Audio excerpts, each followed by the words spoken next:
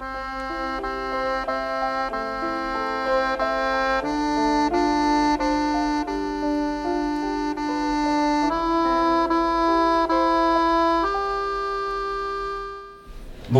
Bonjour. Merci de nous consacrer un petit peu de temps durant ce festival où c'est un petit peu la course. De rien. Merci à vous de vous intéresser à notre boulot. C'est toujours très, très agréable. Donc une très belle sortie dans la série Communard de l'Aristocrate Fantôme avec Wilfried Lupano au scénario. Donc ça se passe durant la Commune. C'est le deuxième album d'une série qui en comportera 3. Un petit mot sur la Commune, sur ces événements assez particuliers qu'on ignore peut-être un petit peu.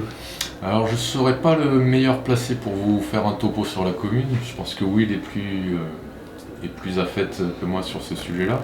Moi, c'est comme beaucoup, je pense, comme beaucoup de gens, la Commune, j'en avais entendu parler vaguement, donc c'était l'occasion pour moi de rattraper un peu quelques lacunes historiques et de culture générale.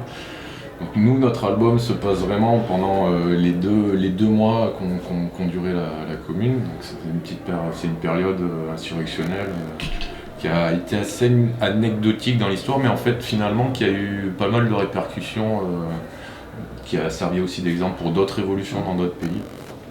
Donc nous, notre album met en scène Elisabeth Démétriev, qui a réellement existé, qui était une aristocrate russe envoyée par Karl Marx pour donner des renseignements, enfin pour le renseigner sur comment justement cette commune fonctionnait. Voilà. Alors, pourquoi avoir abordé la commune, cet espace historique assez violent malgré tout, avec des personnages féminins? Alors là encore une fois, moi je rejoins un scénario et un axe qui était établi par Will. Je pense que c'est une période qui lui l'a toujours intéressé et dans lesquelles les femmes en fait ont voulu prendre une part plus importante que ce qu'on leur autorisait.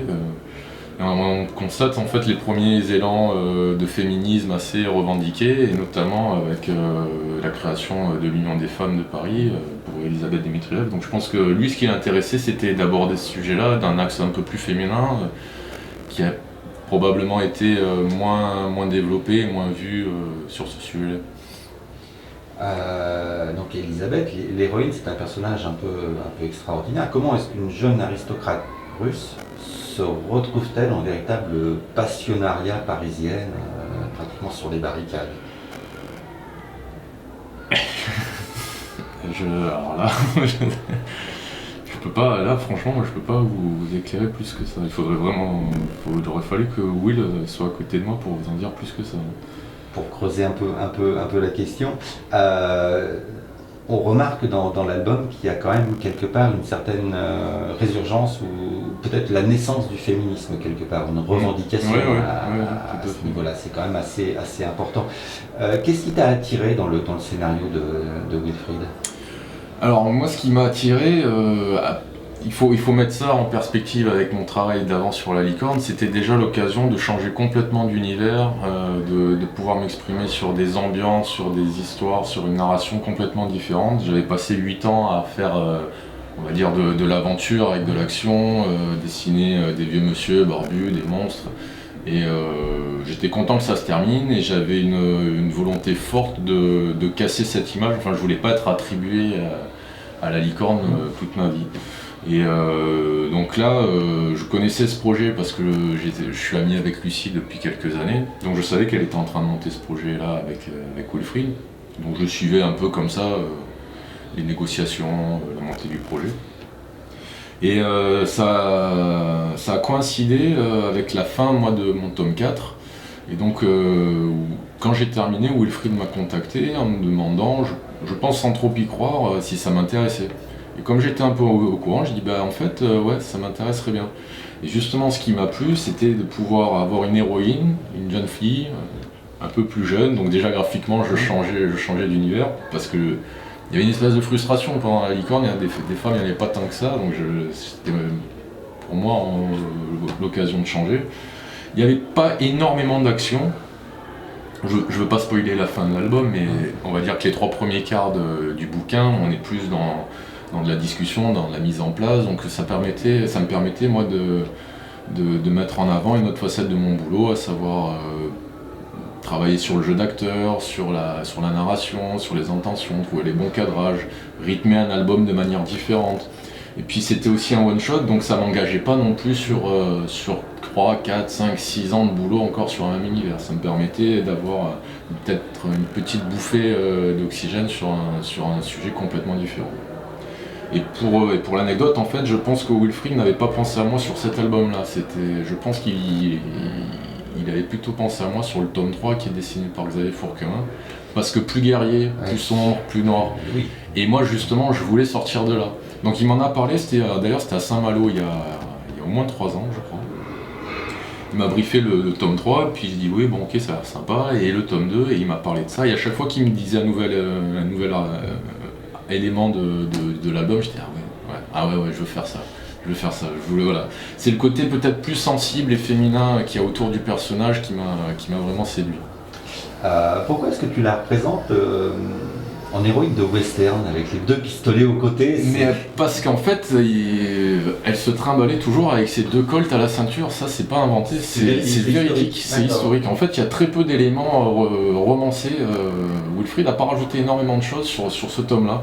Donc il faut imaginer une jeune femme d'une vingtaine d'années, toujours très bien coiffée, tirée à 4 épingles, des très belles toilettes, très bien pomponnée, et puis qui sortait avec ses flingues à la ceinture rouge, le rouge de la commune, on va faire la révolution. Elle pensait, elle trouvait qu'en fait le processus de la commune était trop lent, pas assez virulent, pas assez violent. Elle prenait peut-être une démarche un peu plus guerrière, elle voulait vraiment que les femmes prennent les armes.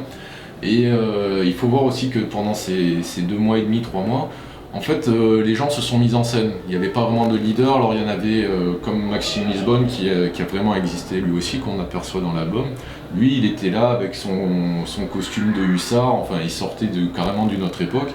Et donc tout le monde se mettait un petit peu en scène, et elle, c'était sa manière de se représenter avec ses pistolets à la ceinture. Donc le côté western, c'est pas la première fois que je l'entends, mais c'est naturel en fait, c'est venu naturellement. Tu rends de manière extrêmement réaliste et prenante cette ambiance de Paris durant ces 2 mois d'insurrection. Est-ce que ça a nécessité un gros travail préparatoire de recherche, de documentation? Oui, quand même, ouais. C'est sûr que là, comme on est dans de la BD historique, même si on n'a pas prétention à expliquer ce qu'est la commune, il faut quand même se documenter pour être fidèle, cohérent au récit et à l'époque. Donc effectivement, ça demande pas mal de repérage, de documentation, recherche costume, essentiellement costume, et puis le Paris de l'époque. C'est une étape de mon travail que j'aime bien.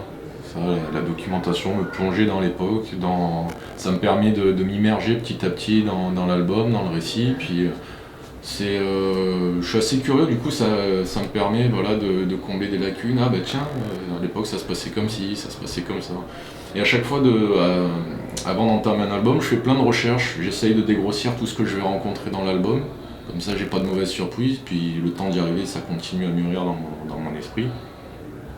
Donc quand j'arrive aux séquences que j'ai repérées avant, j'ai déjà dégrossi. Il y a notamment toute la fin pendant la semaine sanglante ou les scènes de guérilla. Voilà, j'avais structuré tout l'album en fonction de certaines photos que j'avais repérées, d'éléments clés, l'incendie des Tuileries, des choses comme ça qui sont vraiment emblématiques de cette période et que j'avais envie de représenter. Quelle technique est-ce que tu as employée? Alors moi je suis en crayonné classique, mes planches, je fais un crayonné très poussé, mise au bleu, puis je repasse pour cleaner mon dessin, puis après la mise en couleur à l'ordinateur. D'accord. En général, j'aime bien me réserver 1 ou 2 planches que je fais quand même en tradi à la peinture, mais là, pour des raisons de temps et de délai, à la fin, j'ai pas pu. La couverture, par exemple, elle est une peinture, l'original est comme ça. Elle se lit de gauche à droite. C'est une volonté? Oui. Ah bah oui. Ça c'est très important pour moi, la composition d'une image et le sens de lecture. On s'en rend pas forcément compte, mais on est habitué à lire un texte de haut en bas, de gauche à droite, donc notre inconscient fonctionne comme ça.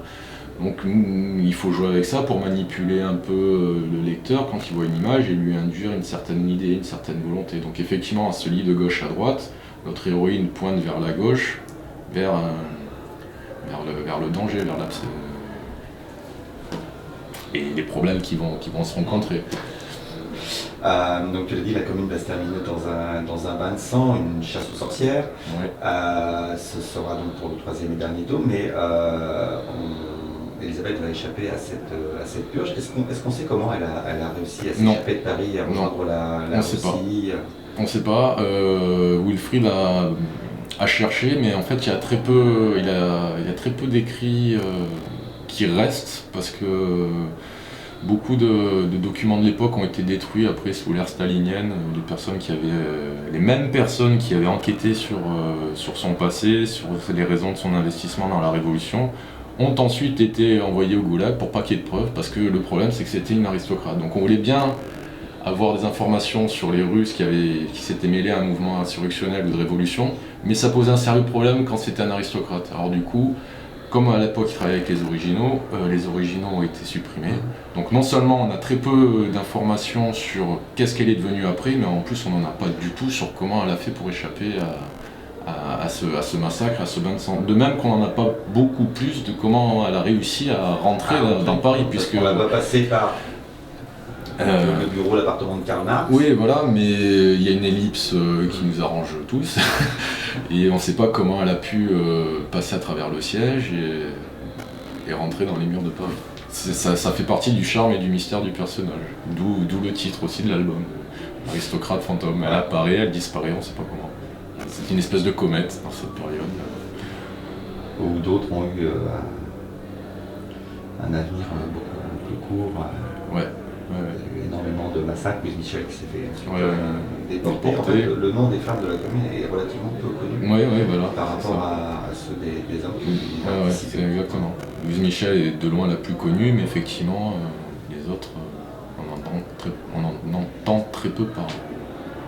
Merci beaucoup de nous avoir consacré ces instants pour discuter donc de l'aristocrate fantôme. Merci. Merci beaucoup.